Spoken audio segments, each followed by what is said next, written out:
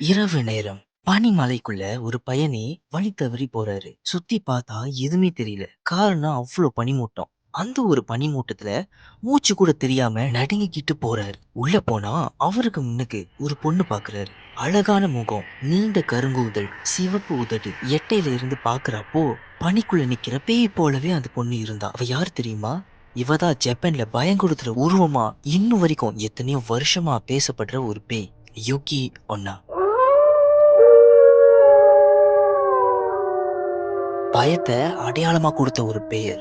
இவள பார்த்த நிறைய பேர் உயிரோட திரும்பவே இல்லையா. இவள பத்தின ஒரு கதையை தான் இன்னைக்கு நம்ம வீடியோல பார்க்க போறோம். வாங்க வீடியோக்குள்ள போவோம்.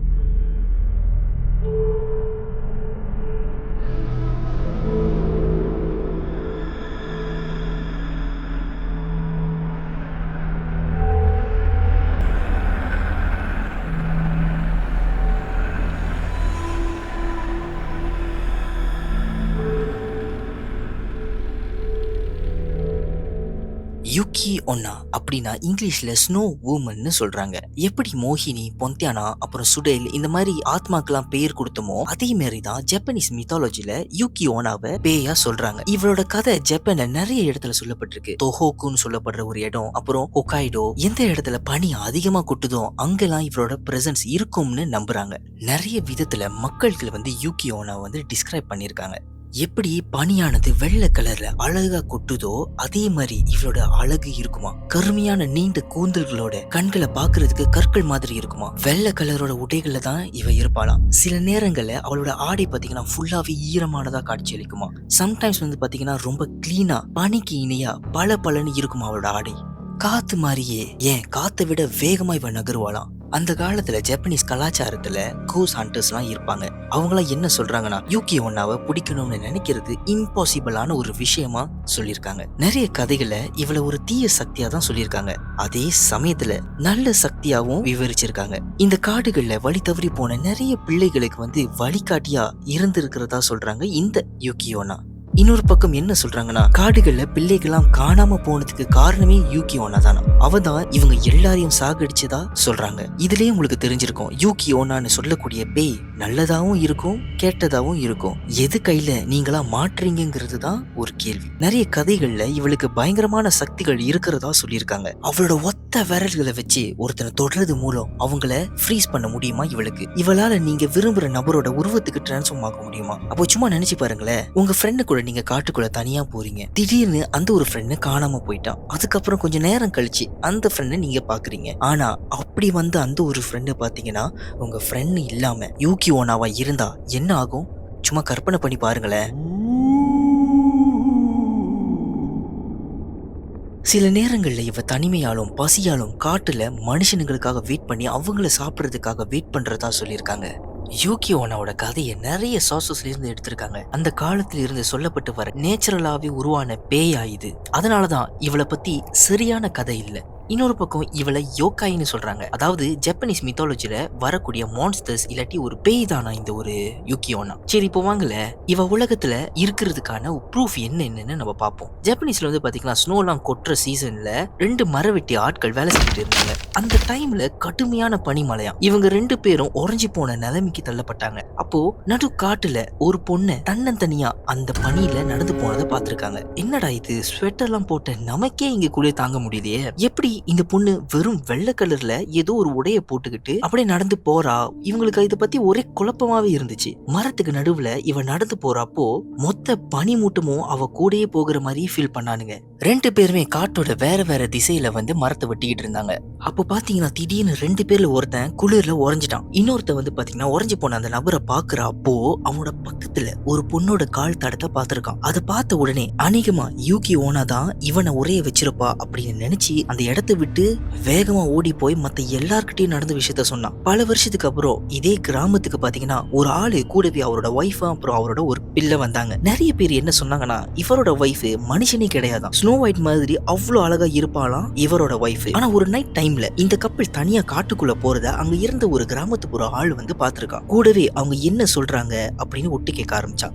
அப்போ அந்த பொண்ணு நான் தான் யூகி ஓனான்னு சொல்லியிருக்கா. இந்த கிராமத்துக்குள்ள நடந்த நிறைய கொலைகளுக்கு வந்து காரணம் நான் தான் அப்படின்னு சொல்லியிருக்கா. இதெல்லாம் வந்து இந்த ஹஸ்பண்ட் கிட்ட சொன்னதுக்கான காரணமே என்னன்னு பாத்தீங்கன்னா அவர் மேல வச்சிருந்த காதல் தான். இவ்வளவு நாளா அரக்கியாவும் பேயாகவும் சுத்தின யூகி ஓனா காதலானது அவளுக்கு வாழணும்னு ஒரு ஆசையை விதைச்சிச்சு. இது எல்லாத்தையும் கேட்டு கூட அவரோட ஹஸ்பண்ட் எல்லாத்தையுமே அக்செப்ட் பண்ணி அவ கூட சந்தோஷமா வாழணும்னு முடிவு பண்ணா. ஆனா யூகி ஓனா கடைசி வரைக்கும் நம்ம சந்தோஷமா வாழணும்னா ஒரு கண்டிஷன் இருக்குன்னு சொன்னா. இவ ஹஸ்பண்ட் யார்கிட்டயுமே தன்னோட ஒய்ஃப் வந்து யூகி ஓனான்னு சொல்லவே கூடாதுன்னு ஒரு சத்தியம் வாங்கிட்டா. ஒருவேளை மீறி சொன்னா அவ போயிருவான்னு சொல்லிட்டா. அதுக்கப்புறம் எத்தனையோ வருஷம் ரெண்டு பேரும் அவங்க குழந்தைகளோட வந்து ரொம்ப சந்தோஷமா வாழ்ந்தாங்க. ஒரு நாள் இவங்க ரெண்டு பேருக்கும் நடந்த ஒரு சின்ன வாக்குவாதத்தால அவரோட ப்ராமிஸை மறந்து தன்னோட நெய்பர் கிட்ட வந்து யார் அவரோட ஒய்ஃப் என்கிற உண்மையை வந்து சொல்லிட்டாரு. இதை தெரிஞ்ச யூகி ஓனா அடுத்த நாள் அங்கிருந்து காணாம போயிட்டான். இன்னும் சில வெர்ஷன்ல என்ன சொல்லியிருக்காங்கன்னா இவரு சீக்கிரட்டை உடைச்ச மறுகணமே யூகி ஓனா மாயமா மறைஞ்சிட்டாளாம். அந்த நொடி அவளோட கால் தடமும் பிள்ளையோட கண்ணீர் தான் இருந்துச்சுன்னு சொல்றாங்க.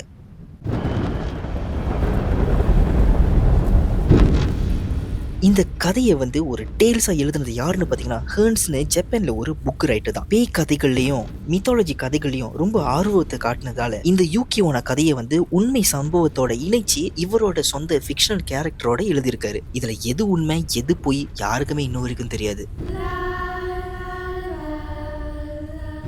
எதனால யூகி ஓனாவோட கதையை பார்த்தீங்கன்னா ஜப்பனீஸோட கல்ச்சரை ரொம்ப ஆழமா சொல்லியிருக்காங்கன்னு பார்ப்போமே. முதல் விஷயம், அந்த காலத்துல பார்த்தீங்கன்னா குளிரானது எத்தனையோ பேரை வந்து சாகடிச்சிருக்கு. தனிமையில வாழ்ந்து அமைதியான முறையில இறந்தவங்களை இயற்கை தான் கொன்னுச்சுன்னு சொல்றதுல ஒரு புண்ணியமும் இல்லை. அதுவும் இதெல்லாம் வந்து யாருமே நம்ப மாட்டாங்க அந்த டைம்ல. ஏன்னா அந்த டைமை பொறுத்த வரைக்கும் ஒரு விஷயம் இறந்துச்சுன்னா அதுக்கு ஏதாவது ஒரு காரணம் இருக்கும். காரணமே இல்லாம வெறும் இயற்கை தான் கொன்னுச்சுன்னு சொன்னா நம்மளே ஒரு விஷயத்த கற்பனை பண்ணிப்போம். அதற்காக தான் அமைதியான இந்த சாவுகள்ல வந்து யூகி ஓனா என்கிற இந்த ஒரு பேரை வந்து காரணம்னு ஒரு அடையாளம் பதிச்சாங்க.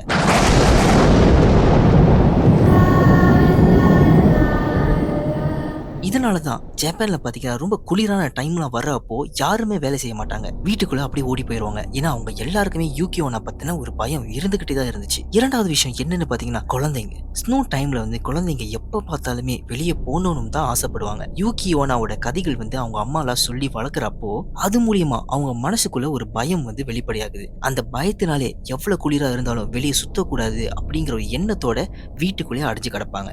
எப்ப குளிர் குறையுதோ அன்னைக்குதான் அவங்க வெளியே போவாங்க. மூன்றாவது என்னன்னு பாத்தீங்கன்னா அழகு என்பது ஆபத்துன்னு சொல்றாங்க. ஸ்னோ டைம்ல பாத்தீங்கன்னா அந்த ஒரு இடமே அவ்வளவு அழகா காட்சி அளிக்கும். ஆனா அதுல ஆபத்து நிறைஞ்சிருக்கு. இந்த சிச்சுவேஷனை எக்ஸ்பிளைன் பண்ற விதமா தான் யூகி ஓனான்னு சொல்றாங்க. யூகி ஓனா எந்த அளவுக்கு அழகா இருக்காரோ அதே மாரி அந்த ஒரு ஸ்னோயோட அழகா இருந்துச்சுன்னா யூகி ஓனா அங்க இருப்பா, அது ஆபத்தானது அப்படின்னு நம்ப வச்சாங்க. இது எல்லாத்தையுமே தாண்டி யூகி ஓனா துன்பத்தாலையும் துயரத்தாலையும் தனிமையிலும் வாழ்ந்து காதல்ல தோல்வி அணிஞ்சு நான் மனுஷனே இல்லைங்கிற ஒரு உண்மையை ஆழமா உணர்ந்த பிறகு பேயா திரிஞ்சு இவ்வளோ கஷ்டங்கள் இருந்தும் இன்னும் வரைக்கும் பல சக்திகளை அடக்கி ஆள்ற ஒரு பெண் பேயானது பெண்ணோட சக்தியா திகழுதுன்னு சொல்றாங்க. எந்த விதத்திலும் ஆண்களுக்கு கீழே பெண்கள் இல்லைன்னு உணர்த்ததுதான் யூகி ஓனாவோட கதை அப்படின்னு சொல்லியிருக்காங்க.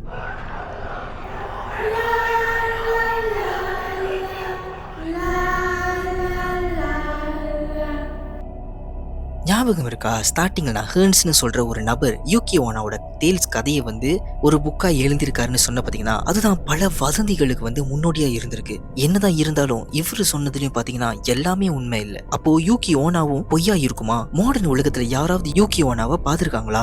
என்னதான் ஜப்பான்ல யூகி ஓனா பத்தி பலதரப்பட்ட கதைகளை சொன்னாலும் ஒரே மாதிரியான ஃபீலிங்ஸை தான் எல்லாரும் எக்ஸ்பிளைன் பண்றாங்க. சயின்டிஸ்ட், ரிசர்ச்சர்ஸ், ரைட்டர்ஸ் எல்லாருமே சேர்ந்து 90ஸ்ல இருந்து 20th செஞ்சுரியில குளிர்ல காணாம போன ஆட்கள், உறைஞ்சி போன ஆட்களோட கதைகள், பாடியோட ஆட்டாப்சி ரிப்போர்ட் எல்லாத்தையுமே அனலைஸ் பண்ணி அதுல இவங்களுக்கு ஒரு சந்தேகமே வந்துருச்சு. மித்தா சொல்ற யூகி ஓனா அநேகமா இன்னும் இந்த உலகத்துல ஏதோ ஒரு மூலையில வாழ்ந்துகிட்டு வருதா? மனுஷனுங்க மித்தா நிறைய பேரை உருவாக்கி இருக்காங்க. அது எல்லாமே மனித இனத்துக்கு ஒரு நன்மை கொடுக்குங்கிற ஒரு விஷயத்துக்காக தான் செஞ்சிருக்காங்க. ஒருவேளை இவங்களா மித்துன்னு சொல்ற ஒரு விஷயம் உண்மையால இருந்துச்சுன்னா நம்ம கூடவே வாழ்ந்து வந்தா என்ன ஆகும்? கொஞ்சம் யோசிச்சு பாருங்களேன். எது எப்படியோ காலமானது சொல்லும் யூகி ஓனான்னு சொல்ற இந்த ஒரு பேய் உண்மையா பொய்யான்னு. அது வரைக்கும் நம்ம காத்திருப்போம். அடுத்த வீடியோல உங்க எல்லாரும் சந்திக்கிற வரைக்கும் டாடா பாபாய் ஃப்ரம் டிகேட் விஷன்.